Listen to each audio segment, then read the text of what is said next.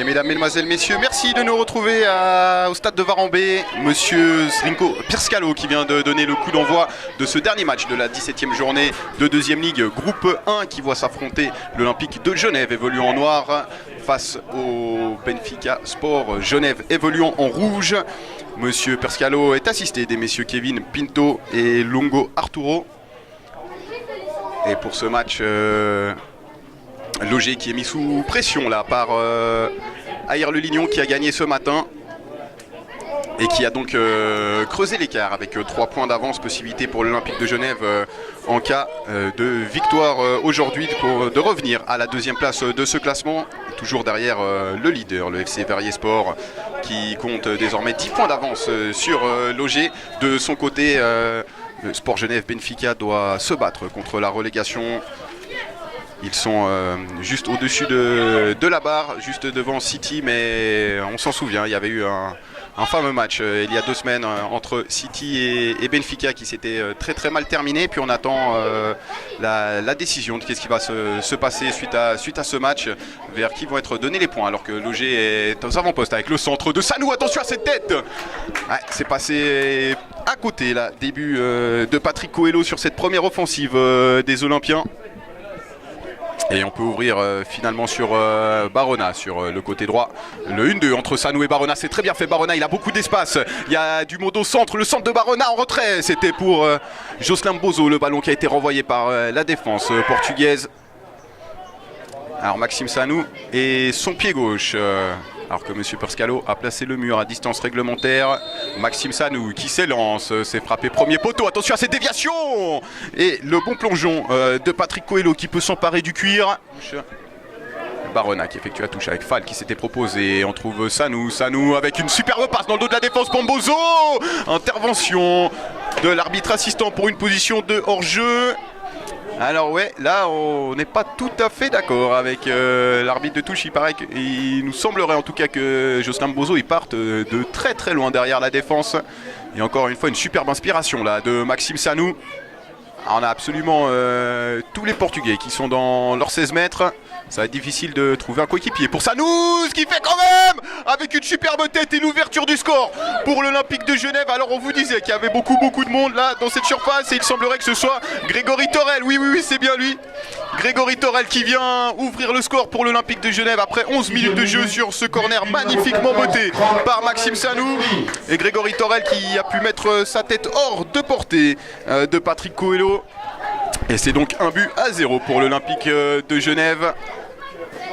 Alors coup franc direct ou pas, oui c'est ça, Ferreira la frappe directe, oh, le montant qui vient sauver Rafael da Silva. Et Barona qui tente de relancer, attention au gros pressing. Guedes qui a pu récupérer ce ballon.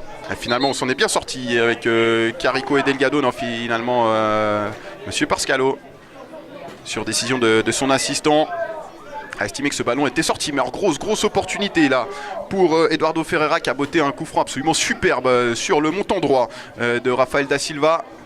Et ça aurait pu être l'égalisation, mais on en reste à 1-0. Attention à la rupture avec Mbozo qui a été trouvé. Et Mbozo qui est crocheté là juste à l'entrée de la surface. Et ça va donner un très bon coup franc cette fois-ci pour l'Olympique de Genève. Alors que M. Pirskalo est en train de placer le mur. On a Maxime Sanou là-bas qui est tout seul finalement. Antonio Carico qui est revenu pour le marquer. Attention à cette frappe. Ouais, c'est passé nettement au-dessus des buts portugais là ce coup franc. Sanou qui pousse pour Fall qui écarte. Ouais, ça c'est bien fait. Avec Bakalovic qui change encore le jeu en superbe ouverture pour Barbosa avec la sortie de Coelho qui vient heurter Barbosa et il va y avoir une faute, oui. C'est effectivement, il y a eu contact entre Coelho et Barbosa. Et le mur qui a été placé. Maxime Sanou qui va s'élancer avec son pied gauche. Sanou, oh, ça vient heurter encore un montant. Cette fois-ci, c'est Patrick Coelho qui est sauvé par son poteau. Encore un mauvais dégagement là de Coelho qui termine directement dans les pieds de Jocelyn Bozo. Jocelyn Bozo qui envoie Sanou devant, c'est très bien fait. Maxime Sanou, il a un petit peu de place. Sanou, il enveloppe la frappe en l'arrêt de Patrick Coelho qui s'est envolé sur son côté droit pour mettre ce ballon en corner. Et ce sera un nouveau coup de pied de coin pour les hommes de Patrick Stéphanie. Un pied visiteur qui peut dégager, ballon qui revient sur Arifi. Arifi n'a pas beaucoup de possibilités. Oh là là, superbe. Le double contact d'Arifi face à Fernandez. Là, c'est Superbe ce qu'il vient de faire. Et Maxime Sanou qui lui aussi nous gratifie d'un petit pont sur Costa. Sanou qui centre pour Mbozo qui met plat du pied. Intervention. Patrick Coelho. Ouais, on utilise bien toute la largeur du terrain hein, chez les hommes de Patrick Stéphanie. Et Arifi qui envoie sur Barbosa. Barbosa la remise pour Sanou. Sanou qui envoie Barona. C'est superbe. Barona qui rentre dans les 16 mètres. Il évite le tacle. Barona le centre. Barbosa qui laisse passer pour Bruno Marquez. Oh là là là là là. Mais quelle action! Superbe action encore une fois de l'Olympique de Genève. Cette fois-ci, ça termine au fond. Et Bruno Marquez qui vient inscrire son 9e but de la saison. Et il porte le score à 2-0 pour l'Olympique de Genève. Et encore une fois, cette action, elle est absolument impériale. Vraiment, en une touche, en pivot, on a vu à peu près tout là. Arifi, encore Barona qui se propose. Et finalement, c'est pour Mbozo. Oh, superbe! Attention, Mbozo, le 1 contre 1 face à Patrick Coelho. Mbozo, la frappe croisée! Et c'est 3-0 pour l'Olympique de Genève avec encore une fois une magnifique ouverture. C'était le capitaine Mécha Arifi qui a mis un ballon mais absolument tout droit dans la défense que Jocelyn Mbozo a parfaitement négocié. Et il est venu tromper Patrick Coelho d'une frappe croisée du pied droit pour inscrire le 3e but de son équipe à 2 minutes de la mi-temps. Olympique de Genève 3, Sport Benfica Genève 0. Avec Sanou qui oriente encore, avec Bakalovic. Bakalovic qui pique dans l'axe. Finalement, il ouvre pour Mbozo. Mbozo sur le côté, le centre de Mbozo pour Marquez qui se retourne. Et c'est 4-0. Première action de cette deuxième période et c'est déjà un but. Le doublé pour Bruno Marquez aujourd'hui. C'est lui qui avait inscrit le dernier but de cette première période et qui porte son total de la saison à 10 buts. Il s'approche de la tête des meilleurs buteurs de ce championnat. Il y avait pourtant pas de pressing. Ritiner qui a vu l'appel de Barona là-bas, c'est bien fait. Un ballon très bien mis pour Barona. Barona qui lève la tête en retrait pour Barbosa. Barbosa le contrôle. La frappe de Barbosa pour le 5e but de l'Olympique de Genève qui s'est mis en mode rouleau compresseur au retour des vestiaires. Déjà 2 buts en moins de 9 minutes.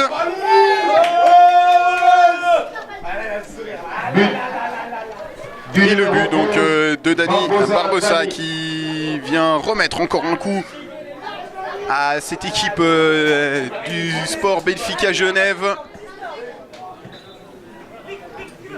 Et on va tenter de relancer. C'était sans compter l'intervention de Pereira là qui est sorti devant Guedes, c'est très bien fait. Arifi qui lève la tête.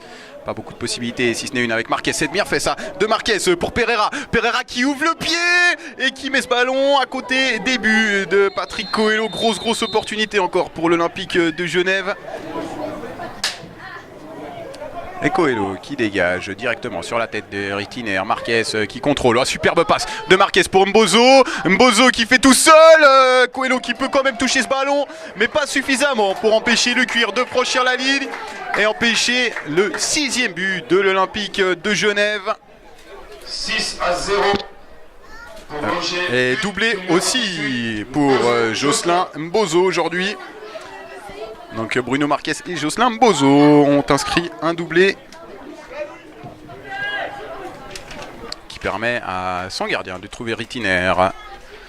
Bakalovic avec l'appel de Marquez. Ouais, c'est bien fait ça de Barbosa qui laisse passer. Marquez qui va éliminer Patrick Coelho et qui inscrit un triplé. Triplé pour Bruno Marquez, 7e but pour l'Olympique de Genève dans une démonstration offensive aujourd'hui au stade de Varambé. Et Bruno Marquez, c'est donc le 11e but de la saison. 7-0. But du numéro 7. Ah, ils se font plaisir devant les Olympiens. Sûrement que Patrick Stéphanie a demandé à ses joueurs d'être un peu plus efficaces devant. Par contre, lui, il est suspendu pour un carton rouge qu'il a reçu. Il lui reste encore 2 matchs à purger. Et attention parce que l'Olympique de Genève est aux avant-postes avec Marquez encore une fois qui se retourne. Ouais, Patrick Coelho, il n'a pas esquissé le moindre geste. Et Bruno Marquez, comme à l'image de son but de tout à l'heure, qui se retourne très vite et qui met une frappe imparable pour Patrick Coelho. Le score est désormais de 8-0. Le quadruplé de Bruno Marquez. Dans ce match aujourd'hui, ouais, il aura pesé sur cette défense portugaise Bruno Marquez. Et une nouvelle offensive pour les Olympiens avec Barona qui prend de la vitesse. Barona encore. Oh, superbe, là ce qu'il fait Barona, il évite que le cuir sorte des limites du terrain. Et Barbosa qui tente de se retourner. Barona qui hérite du cuir. On ressort finalement avec Pereira. La frappe de Pereira. Oh, encore l'équerre. Encore une fois l'équerre de Patrick Coelho qui vient, alors non pas le sauver, mais qui minimise un petit peu le score de ce match. Grosse opportunité pour le dernier entrant, Luis Pereira, qui est entré tout à l'heure à la place du double buteur, Joslam Bozo. Voilà, alors Pereira pour Barbosa, pour Bakalovic qui fait encore une course, le latéral gauche sur son côté. Il est rentré dans les 16 mètres face à Azevedo. La passe en retrait pour Marquez. Oh, Marquez, il arrive à rater ça. Il a frappé sur le montant. Bruno Marquez, alors ouais, les 4 buts qu'il met aujourd'hui étaient plus difficiles que celui-là. Harifi, ouais, c'est bien fait ça de Harifi qui laisse passer. Pereira qui va écarter sur Bakalovic. Bakalovic qui peut toucher ce ballon avant qu'il sorte des limites du terrain. Oh, Bakalovic, le grand pont, il va rentrer dans les 16 mètres. Bakalovic, le centre. Ah, il a pas bien regardé ça, c'est stoppé par Figueiredo. Et Mvondo qui relance, Barbosa qui a pu toucher. Et Pereira qui est encore aux avant-postes. Fegouli, la frappe de Fegouli. Le rebond accordé par Coelho. Oh, et Bruno Marquez qui tape encore au-dessus des goals. Encore une immense occasion là pour l'avant-centre de l'Olympique de Genève qui manque encore une grosse opportunité. Ouais, ils n'ont pas de possibilité. Les Portugais, il n'y a pas la place. Il n'y a pas la place. Les Olympiens, ils sont partout sur le terrain. Au niveau du positionnement, c'est très compliqué. Deveza qui va tenter une frappe lointaine. Oh, la frappe de Deveza. Oh, superbe but. Alors voilà, on se disait qu'il fallait peut-être qu'il sauve l'honneur. Et quel but! Quel but là de Mikel Deveza qui est venu mettre une frappe de 30 mètres. Et aucune chance pour Rafael da Silva qui a peut-être mal lu la trajectoire. Et désormais le score qui est finalement de 8 buts à 1. Ah voilà, on cherche pas vraiment à aller vers l'avant. Et c'est peut-être ça qui va permettre à Ribeiro de trouver Guedes. Guedes qui a attendu que Rafael da Silva soit à terre pour inscrire le deuxième but de son équipe. 8 buts à 2. Et Dylan Guedes qui est tout de même récompensé parce qu'il a fait un gros match, il a beaucoup donné pour prendre du bon temps, voir des goals, voir du football et voir de la bonne humeur et du fair play comme on en a vu aujourd'hui. Et Logé toujours en possession du ballon avec l'itinéraire, monsieur Pascalo qui fait durer le bonheur ici à Varambé. Et Fegouli, superbe la transversale pour Bakalovic, le contrôle, il envoie Barbosa. Barbosa qui pénètre, Barbosa, la frappe de Barbosa, ça passe à côté. Début de Patrick Coelho. Et voilà cette dernière action qui est à l'image de ce match. Un Olympique de Genève qui a maîtrisé de bout en bout ce match face à une équipe du Benfica, on l'a dit, fortement diminuée suite aux suspensions. Et superbe match avec un quadruplé de Bruno Marquez qui prend la tête du classement des buteurs. Un doublé de Joslam Bozo, un but de Dani Barbosa, un but aussi de Grégory Torel, le défenseur central. Et du côté Benfica, on a inscrit 2 buts en fin de match. Benfica qui s'est battu avec ses armes, qui avait des armes pas à la hauteur de l'Olympique de Genève qui revient sur Ayer le Lignon qui avait mis la pression. Olympique de Genève toujours deuxième derrière le Verrier Sport. Et on va aller retrouver les joueurs et entraîneurs pour des impressions après ce dernier match de la 17e journée de deuxième ligue groupe 1. Merci en tout cas de nous avoir suivis sur Footmag. Et on se retrouve très prochainement pour d'autres aventures du football amateur. Et Eduardo Ferreira qui répond à nos questions, le joueur de Sport Genève Benfica. Tout d'abord, merci de prendre le temps de répondre à nos questions. Alors aujourd'hui, un match compliqué pour vous avec une équipe de Logé qui maîtrise bien son sujet. Vous avez quand même réussi à tenir tête en première période avec votre coup franc justement qui termine sur le poteau. Est-ce que ça c'est un peu aussi le tournant du match? On rappelle qu'il y avait 2-0, possibilité peut-être pour vous de revenir dans ce match si le ballon il termine au fond. Est-ce que c'est comme ça que vous l'avez ressenti aussi? Ouais, c'est vrai qu'à ce moment-là, si on marque le but, tout peut changer. Maintenant, c'est vrai qu'aujourd'hui, notre équipe était complètement à la rue. On était vraiment trop d'espace, on laissait trop d'espace. Je pense qu'aujourd'hui, on aurait pu attraper n'importe quelle équipe, ça aurait été compliqué. Maintenant, on reste dans l'objectif, c'est le maintien. On va prendre match après match. On sait que c'est difficile, on a beaucoup de blessés, beaucoup de suspendus. On se retrouve avec pas beaucoup de joueurs. On doit compléter avec des joueurs de la 2, des vétérans. Aujourd'hui c'est compliqué, mais on va tout faire pour le maintien, qui est l'objectif au jour d'aujourd'hui. Ouais, comme vous dites, c'est vrai que situation très compliquée pour votre club suite à ces événements-là. Il y a beaucoup d'absents. Quelle est la mentalité dans l'équipe justement la semaine passée, déjà un match compliqué contre Vernier avec une équipe que vous devez reformer aujourd'hui aussi, contre une équipe en plus de l'Olympique de Genève qui est deuxième du championnat. Quelle est la mentalité dans l'équipe? Comment est-ce qu'on fait pour rester concentré sur cette fin de championnat? La mentalité, c'est rester dans un état d'esprit positif. C'est essayer d'aller de l'avant. On sait qu'il va falloir aller chercher des points parce que derrière nous, ils vont essayer d'en prendre en sachant qu'on est tout prêt. Maintenant, on a un bon groupe solidaire. C'est vrai qu'on est jeune aussi. Maintenant, on va faire les efforts pour aller chercher match après match. On va aller chercher des points. Maintenant, c'est sûr que ça risque d'être compliqué, mais on pense en tout cas y arriver. Ouais, puis vous avez une fin de calendrier qui est pas si facile que ça non plus, hein. Vous jouez pas passablement de grosses équipes.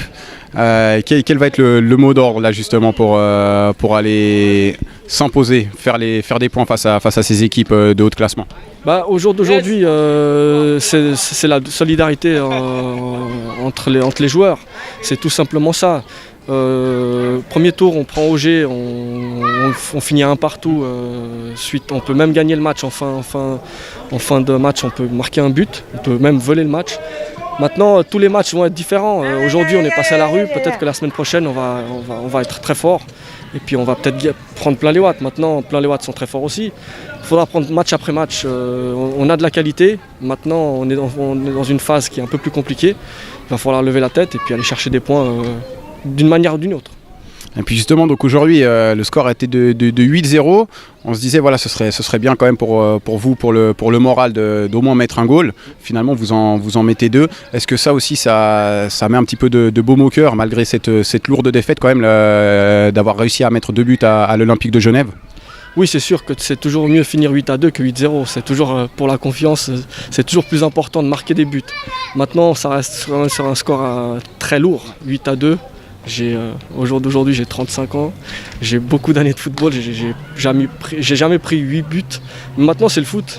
8-2, 10-0, 20-0, ça reste 3 points. On perd 3 points.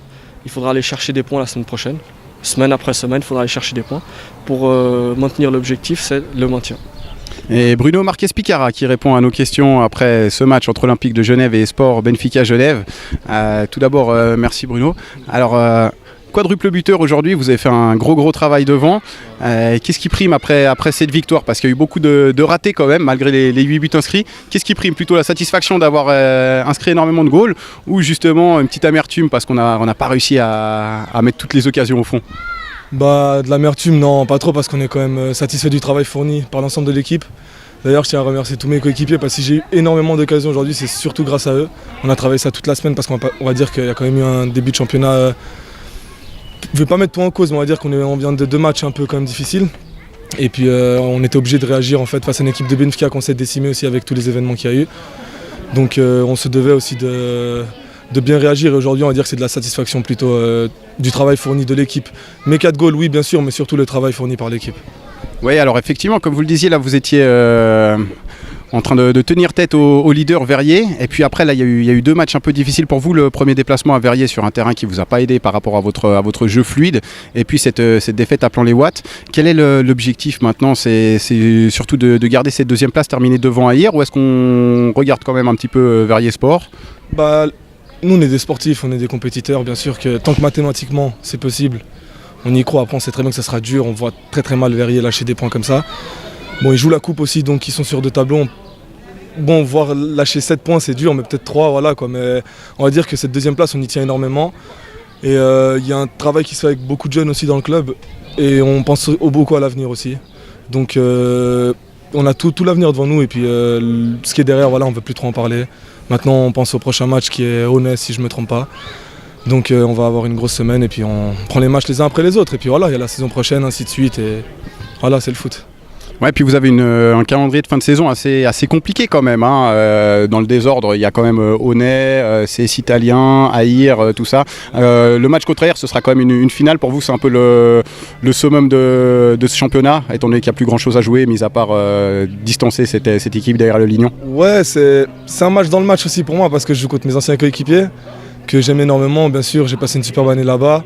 Mais je tiens à leur passer un message, ce ne sera pas facile et puis on va se battre pour cette deuxième place, tout comme eux. Je connais la mentalité de l'équipe, je sais que c'est des vaillants, c'est des soldats aussi et puis on va se battre. Et puis je sais très bien qu'ils ne veulent pas lâcher cette deuxième place. Et puis il y a aussi ce classement des buteurs avec Salan, j'ai vu qu'il a marqué aussi. Donc on se tient tête, c'est bien. Et puis voilà, c'est de bonne guerre comme on dit.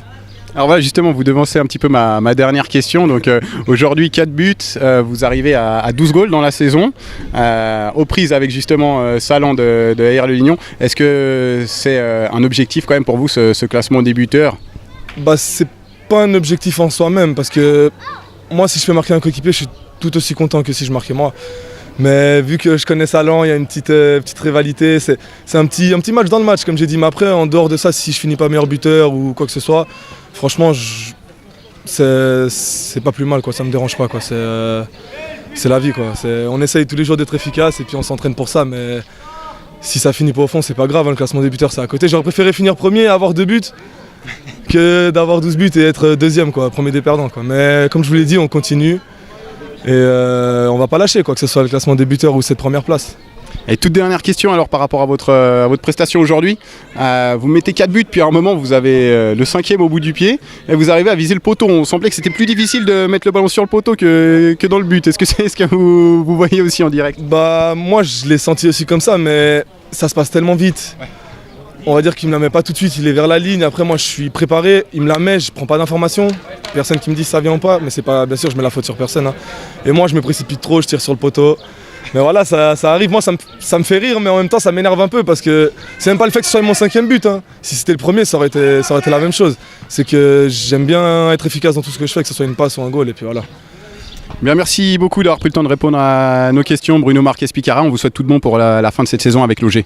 Merci beaucoup.